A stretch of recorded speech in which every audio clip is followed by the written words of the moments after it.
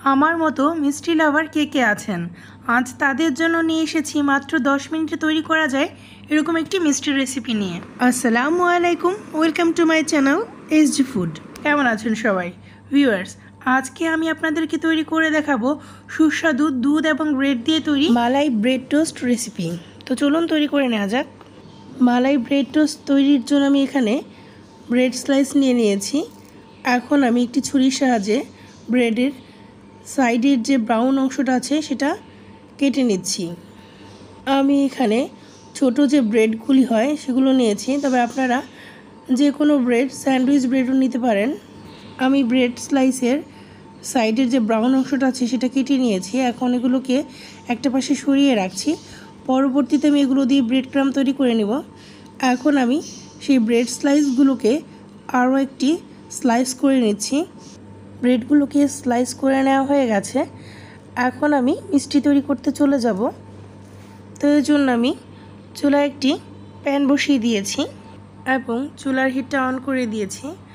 এখন এই প্যানে দিয়ে দিচ্ছি 1 টেবিল চামচ পরিমাণ ঘি। ঘিটা গলে গেলে কেটে নেওয়া ব্রেড স্লাইসগুলো অ্যাসেম্বল করে দিচ্ছি এবং লো হিটে ভেজে নিচ্ছি। আর আপনাকে এখানে ব্রেডগুলো ভাজার জন্য অবশ্যই ঘি ব্যবহার করতে হবে, যেহেতু আমরা মিষ্টি তৈরি করছি। তাছাড়া মালাই টোস্টের অরিজিনাল স্বাদ পেতে হলে আপনাকে অবশ্যই ঘিয়ে ভেজে নিতে হবে, তেল ব্যবহার করলে চলবে না। তো এখন আমি ব্রেড স্লাইসগুলোকে দুপাশ খুব লাল লাল করে ক্রিস্পি করে ভেজে নিচ্ছি। এটা অবশ্যই ক্রিস্পি করে ভাজতে হবে। আর এই সময় চুলার হিটটা অবশ্যই লোতে রাখবেন, না হয় ব্রেড স্লাইসগুলো পুড়ে যেতে পারে। আর পুড়ে গেলে মিষ্টির স্বাদ পুরোপুরিভাবে নষ্ট হয়ে যাবে। ব্রেডগুলো ভাজা হয়ে গেছে, এখন আমি এগুলোকে নামিয়ে নিচ্ছি। ব্রেডগুলো ভেজে নামিয়ে নেওয়ার পর আমি সেই একই প্যানে আবারও দিয়ে দিচ্ছি 1 চা চামচ পরিমাণ ঘি এবং দিয়ে দিচ্ছি 1/2 লিটার পরিমাণ তরল দুধ। দুধটা অবশ্য আমি আগে থেকে জাল করে নিয়েছিলাম। দুধটা দেওয়া হয়ে গেলে এখন আমি এতে দিয়ে দিচ্ছি 1/4 কাপ পরিমাণ চিনি। তবে আপনারা মিষ্টিটা আপনাদের স্বাদ অনুযায়ী দিবেন। যারা কম খান তারা কম দিবেন, আর যারা বেশি পছন্দ করেন তারা একটু মিষ্টি বাড়িয়ে দিবেন। চিনিটা দেওয়া হয়ে গেলে আমি একটু হালকা করে নেড়ে চেড়ে মিশিয়ে নিচ্ছি। এ পর্যায়ে আমি এখানে দিয়ে দিব 2 টেবিল চামচ পরিমাণ কাস্টার্ড পাউডার। তো আমি কাস্টার্ড পাউডারটা তৈরি করে নিচ্ছি। আমি এর জন্য 1/2 কাপ তরল দুধে 2 টেবিল চামচ পরিমাণ কাস্টার্ড পাউডার মিশিয়ে নিচ্ছি। তবে কাস্টার্ড পাউডারটা দেওয়ার আগে আমি একটু দুধটাকে ফুটিয়ে নিব। আর এখন আমি এতে দিয়ে দিচ্ছি 2টো এলাচ। আমি একটু মুখটা খুলে দিয়েছি। এটা পুরো অপশনাল, আপনারা চাইলে দিতে পারেন, চাইলে স্কিপও করতে পারেন।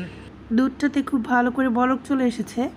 এই পর্যায়ে আমি তরল দুধের সাথে কাস্টার্ড পাউডার মিশিয়ে যে মিশ্রণটা তৈরি করে নিয়েছিলাম সেটি এখন দুধে দিয়ে দিচ্ছি এবং অনবরত নেড়ে চেড়ে মিশিয়ে নিচ্ছি, যেন কাস্টার্ডটা তলানিতে জমে না যায়।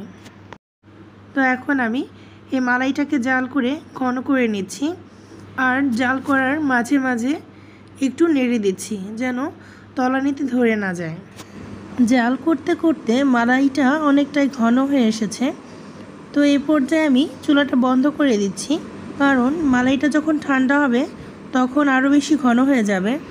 তাছাড়া মালাইটা বেশি ঘন হয়ে গেলে মিষ্টিটা খেতে ভালো লাগবে না। মালাইটা আমি চুলা থেকে নামিয়ে রেখেছি। আর এদিকে আগে থেকে ভেজে নেওয়া ব্রেডগুলো একটি প্লেটে সাজিয়ে নিয়েছি।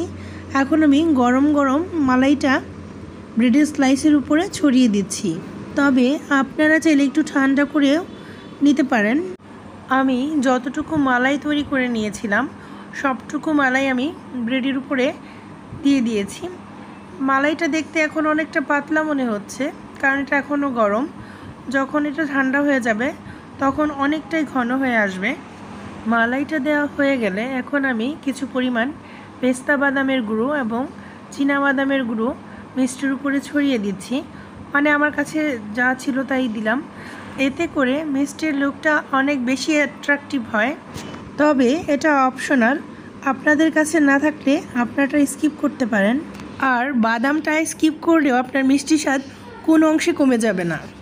তো ভিউয়ার্স, এরই সাথে তৈরি হয়ে গেল আজকের 10 মিনিটের সুস্বাদু মালাই ব্রেড টোস্ট মিষ্টির রেসিপি। আশা করি আজকের রেসিপিটি আপনাদের ভালো লেগেছে।